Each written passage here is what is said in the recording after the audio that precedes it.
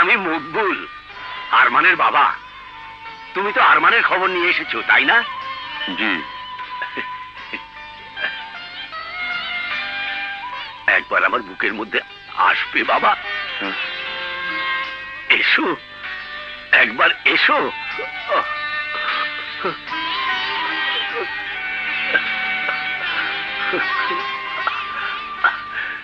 তোমাকে কেন এভাবে জড়িয়ে ধরলাম জানো? জি না। অনেকদিন ধরে ছেলের আশায় পথ চেয়ে থাকতে থাকতে আমার বুকের রক্ত সব শুকিয়ে গিয়েছিল। তুমি আমার ছেলের বন্ধু, তাই তোমাকে বুকের মধ্যে জড়িয়ে ধরে আমি যেন আমার ছেলের স্পর্শ পেলাম। করিম, করিম, দেখো আমার ছেলের বন্ধু শহর থেকে খবর নিয়ে এসেছে। চৌধুরী, আমার ছেলের বন্ধু। পাগল। দেখো বাবা, ওরা আমাকে পাগল বলে, আমি নাকি পাগল?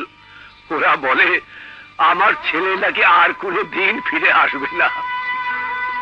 তুমি ওর সঙ্গে দেখা করে বলো, এই ভাঙা বুক নিয়ে আমি আর থাকতে পারছি না। তুমি ওকে তাড়াতাড়ি চলে আসতে বলো।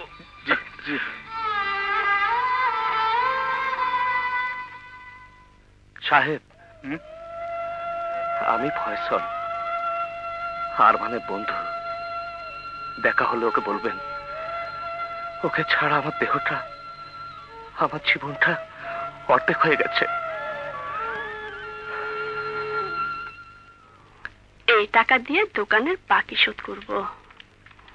বিজয়, এই টাকা তোমার স্কুলে বেতনের জন্য। মজা, কি মজা। আর এই টাকা দিয়ে চম্পা মনে সালোয়ার কামিজ বানাতে হবে। আর বাকি টাকা সব বাবার হাতে তুলে দেবো। না না, একদম না।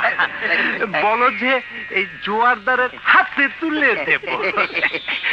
যাই বলো, হিসাবে কিন্তু এখনো তুমি বেশ কাঁচা। তুমি ভুল করলেও আমি তো আর ভুল করতে পারি না।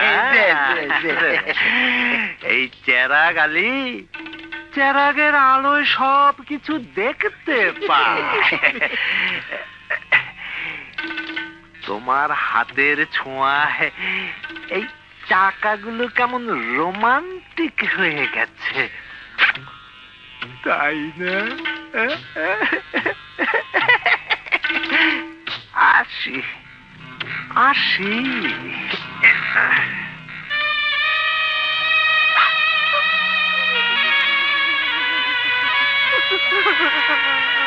বোমা, বোমা, আজ আমি তোমাদের জন্য বিরাট একটা খুশির খবর নিয়ে এসেছি।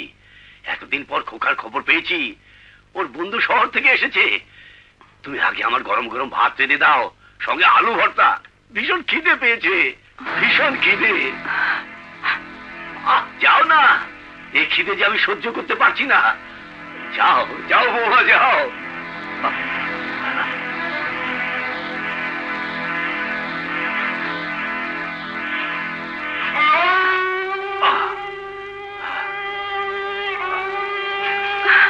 কই বৌমা, দাও, আমার ভীষণ খিদে।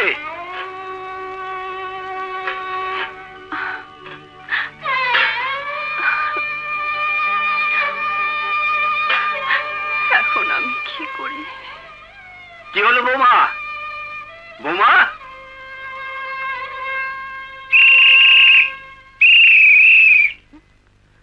বৌমা, ভাত আমি খাবো না। বাস চলে এসেছে, আমার খোকা আসছে। খোকা, খোকা। আমার কাছে কেন পড়লি? হ্যাঁ, পুরো মানুষ কত আশা করে ভাত চেয়েছিল। কি করবো মা, আমি জানি ঘরে এক দানা চালও নেই। দাদুকে তুমি ভাত রেঁধে দিতে পারতে না মা।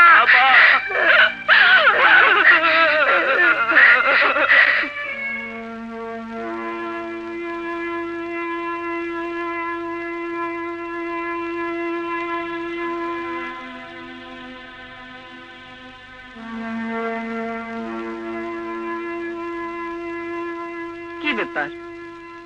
তোমাকে দেখে মনে হচ্ছে তুমি খুব চিন্তিত, পরিশ্রান্ত, ক্লান্ত।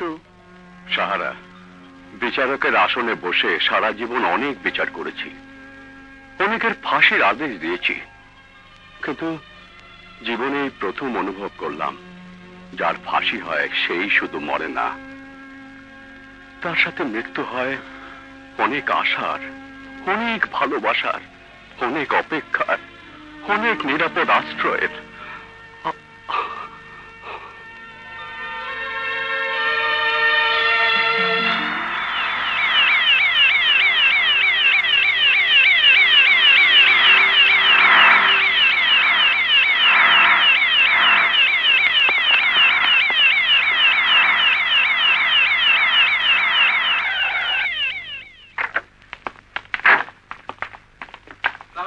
ওয়ালাইকুম আসসালাম। হ্যাঁ, ওই আসামিকে বলতে পারেন? আমির গুন্ডা, শহরের কুখ্যাত ক্রিমিনাল।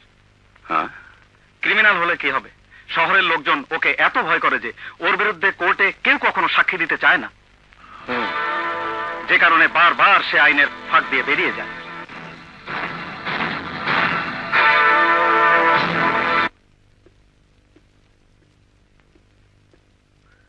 কি ব্যাপার, আপা আসছে না কেন? এত রাত হয়ে গেল।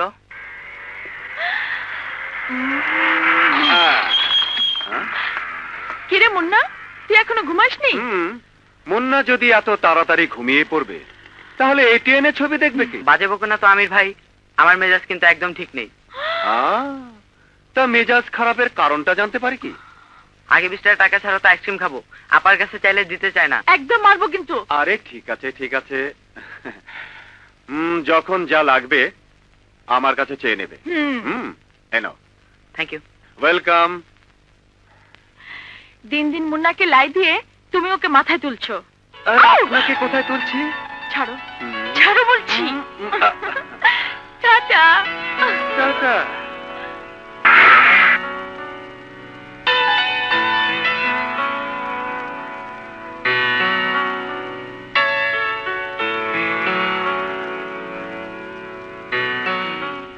বুঝেছি, হোল নাইট ডিউটি করেছে, না হলে এই দুপুর পর্যন্ত ঘুমাবে কেন? ঠিক আছে, আমি না হয় অপেক্ষা করি, ভাগ্যটাকে পরীক্ষা করে দেখা যাক, বল পাবো কি পাবো না, পাবো কি পাবো না, পাবো না, পাবো না, পাবো। মুন্না, কি ব্যাপার মুন্না, স্কুল ফাঁকি দিয়ে এখানে? না না, স্কুল ফাঁকি দেয়নি তো আপা, আমির ভাইয়ের কাছে একটা কাজে এসেছিলাম, এসে দেখি এই ভর দুপুরে ঘুমাচ্ছে, তাই তাই এখানে দাঁড়িয়ে দাঁড়িয়ে ভাগ্য পরীক্ষা করছিস, তাই না? বল আজ আবার কি মতলব এসেছিস? বলতে পারি, বলো, তুমি রাগ করবে না? না রে, রাগ করবো না, বল। আমির ভাইয়ের কাছ থেকে টাকা নিয়ে বল কিনবো। বল কিনবি? হ্যাঁ আপা, আমির ভাই খুব ভালো মানুষ, বড় হলে আমিও আমির ভাইয়ের মত হবো।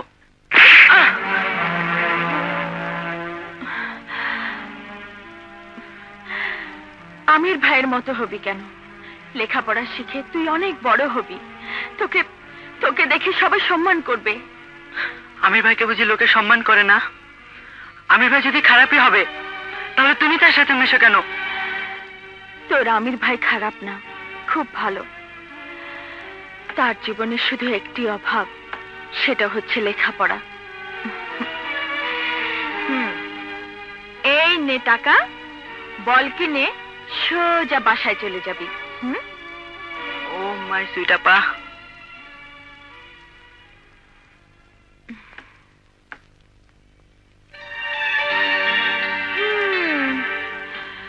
বুঝেছি,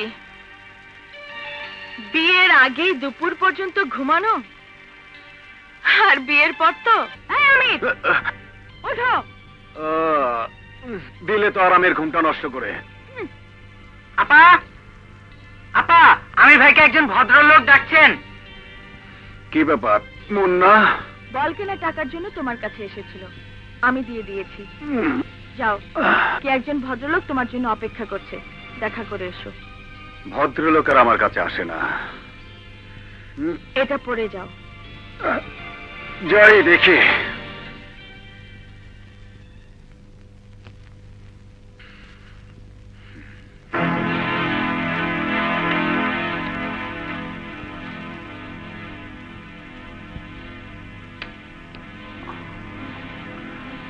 আরে জজ সাহেব, আপনি? তুমি তুমি আমাকে চিনলে কি করে? বিচারকরাই শুধু অপরাধীকে চিনবে আর অপরাধীরা বিচারককে চিনবে না, তা কি হয়? বিচারক যেমন অপরাধীর সূতিকাগার থেকে শুরু করে জীবন বৃত্তান্ত সম্পর্কে খোঁজ খবর রাখে, তেমনি অপরাধীও বিচারকের জীবন সম্পর্কে জানে। বিচারক অপরাধীর শুধু জীবন বৃত্তান্তই জানে না, মরণ বৃত্তান্ত কাগজে লিখতে জানে। যাকে শোনো, আজ আমি তোমার এখানে বিচারক হিসাবে আসিনি, এসেছি একজন সাধারণ মানুষ হিসাবে। টাকাটা গুনে নাও, আর আমার হয়ে একটা কাজ তোমাকে করতে হবে। 50,000। পৃথিবীতে টাকাই হচ্ছে একমাত্র জিনিস যা আমি খুব ভালো চিনি, তাই ওজন করে বুঝতে পারি পরিমাণটা কত। বলুন, কাকে খতম করতে হবে? শোনো,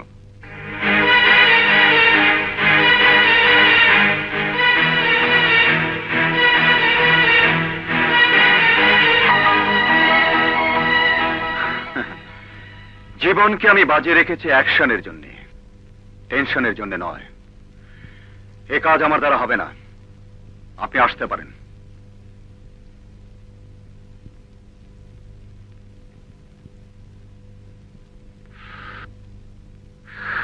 আমির, সারা জীবন তুমি অনেক পাপ করেছো, অনেক অন্যায় করেছো।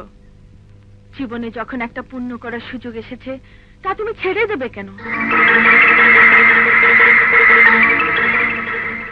আমার ভালোবাসার কসম আমির, জীবনে অন্তত এই একটি ভালো কাজ তুমি করো।